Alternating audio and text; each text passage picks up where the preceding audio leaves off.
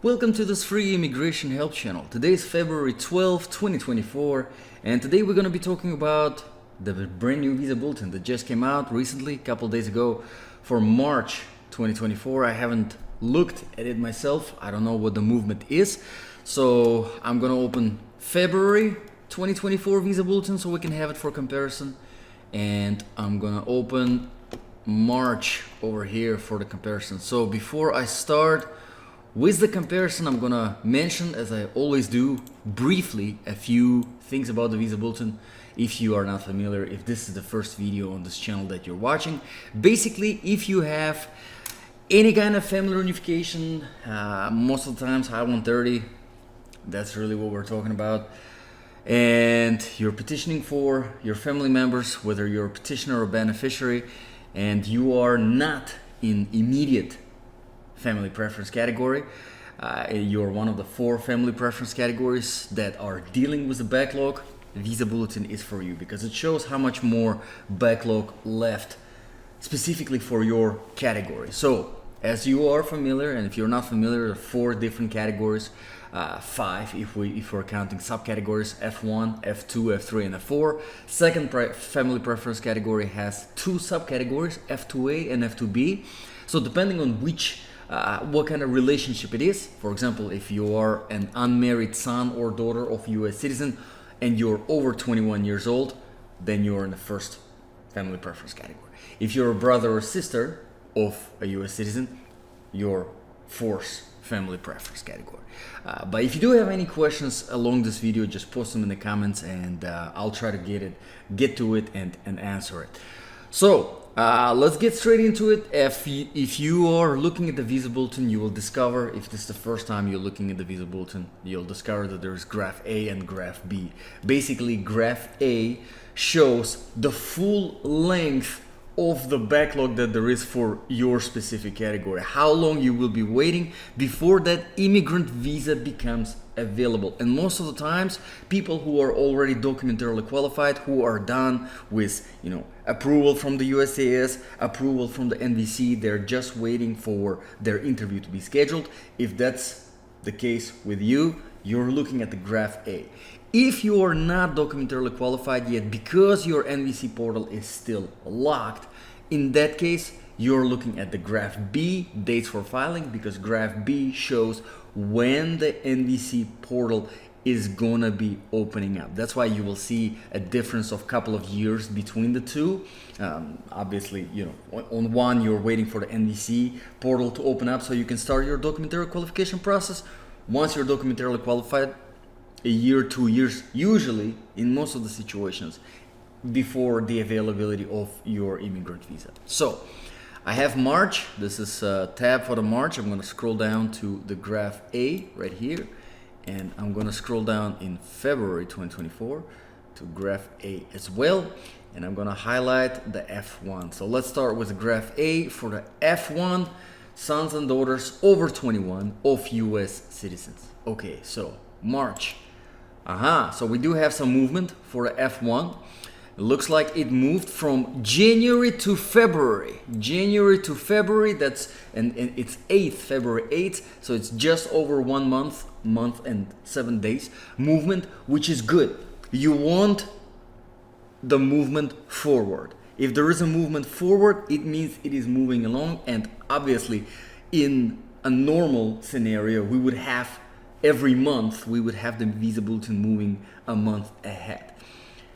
Most of the times it's not moving. It hasn't been moving for a very long time, for a while, especially for the F1 category. So I know that everyone who's subscribed on this channel who is in F1 category definitely going to be happy. That's definitely a good sign that there is some kind of movement. Obviously, we would like to see a more rapid movement, always better than just 1 month, a month, but something is better than nothing. So for all chargeability areas, we got over a month. For China, looks like there was a movement, same. For India, same exact movement. For Mexico, we got absolutely nothing, unfortunately, for Mexico. And for Philippines, absolutely nothing for these 2 categories. So if you're not familiar with the chargeability areas, basically there is 5 chargeability areas: China, India, Mexico, and Philippines. they have their separate chargeability area, and literally the rest of the world, everybody else are in all chargeability area. So if your beneficiary is in India, obviously you will be looking at India. Mexico, you're looking at Mexico. Now, as to the question why there is separate chargeability for these countries, it has to do with the numbers of immigration numbers in general. But honestly, this is probably question somebody who works for the government. I do not support this whole backlog and this limited availability of these immigrant visas in general. So don't ask me about that. But let's move on to the F2A now. Hopefully there is a movement for the F2A viewers of this video. So let's take a look. This is February, and as you can see right now, in February, for the February visa bulletin, it's on February 2020. So let's see. There is a very, very good movement. Fantastic. So it looks like it moved from February to June 22nd. So that is over, so let's see, February is 2nd month, June is 6 months. So what? You do the math. 4 months, more than 4 months movement. Excellent news for everyone in all chargeability area, F2A. And F2A is children and spouses of permanent residents. Okay, so it's a very, very close relationship, children and spouses. Children under 21, that is. And when I say children, it's already under 21, but that's just our children don't change after 21 years old. It's just how government decides to classify children, only under 21. So for China, let's take a look for China. We're looking at February 2020 for February, and for March, looks like there's a movement for China. Good stuff. India, looks like good movement for India. For Mexico, yes, there's a movement for Mexico as well. Good movement for Mexico, just like for everybody else. Excellent. And then for Philippines, movement for Philippines as well. So F2A, that is fantastic news for everyone in the F2A category. That's really good. Okay, let's move to the F2B now. This is February. I am highlighting right now. Let's take a look at March, see what's going on here. So I'm gonna highlight the F2B. This is for March, and let's compare. So it looks like there is a movement for F2B as well. In February, we are looking at October 2015, 1st October 2015 for all chargeability for China, for India, and then Mexico and Philippines, especially Mexico, significant backlog for Mexico chargeability area. But let's take a look at March.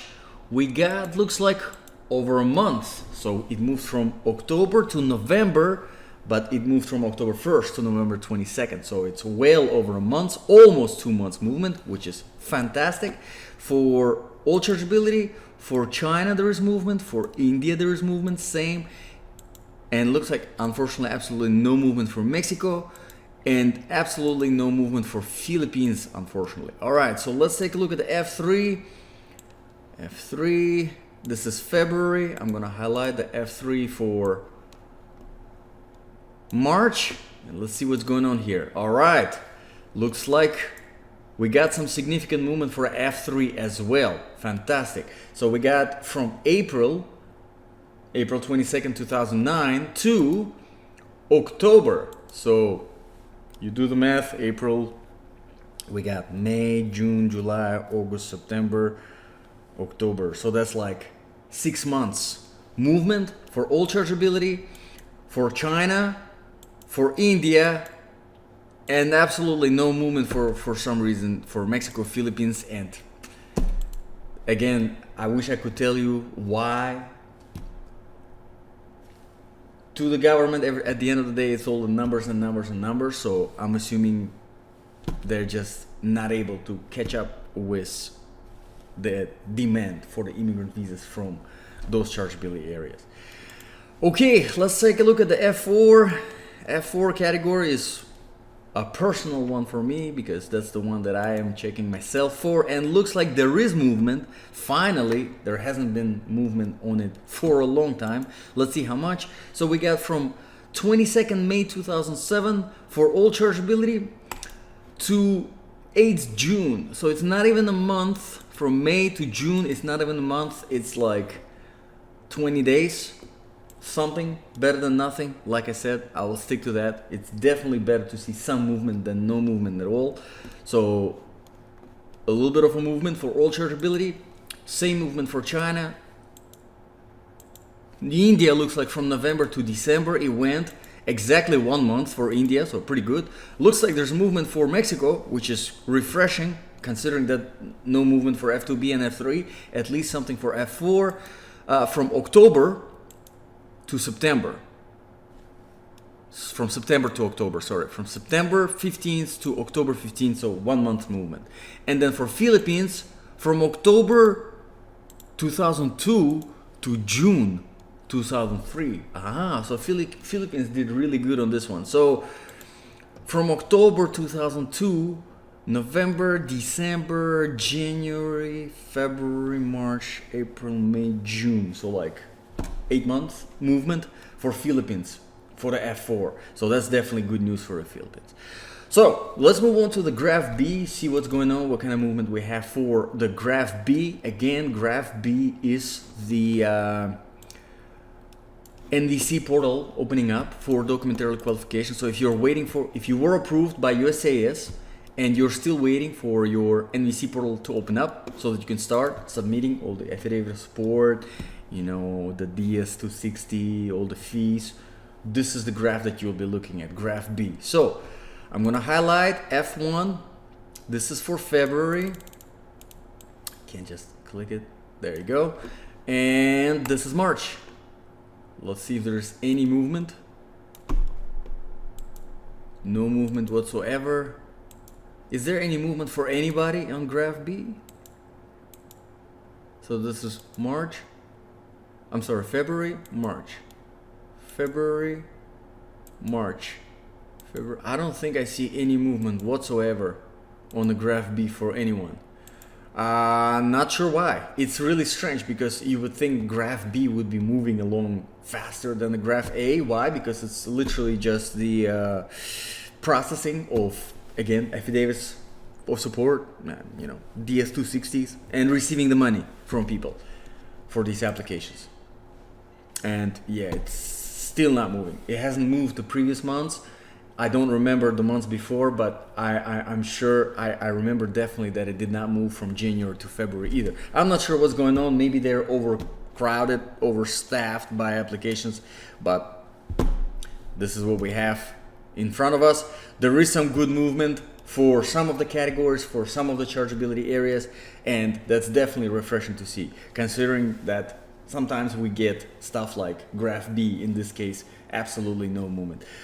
So hopefully you found this video helpful. Like I said, if you do have any questions, drop them in the comments below. I get a lot of comments, so it's really hard for me to address all of them, but I'm trying to get as much as possible as I can. So thank you very much for watching. God bless, and I'll see you all in the next video.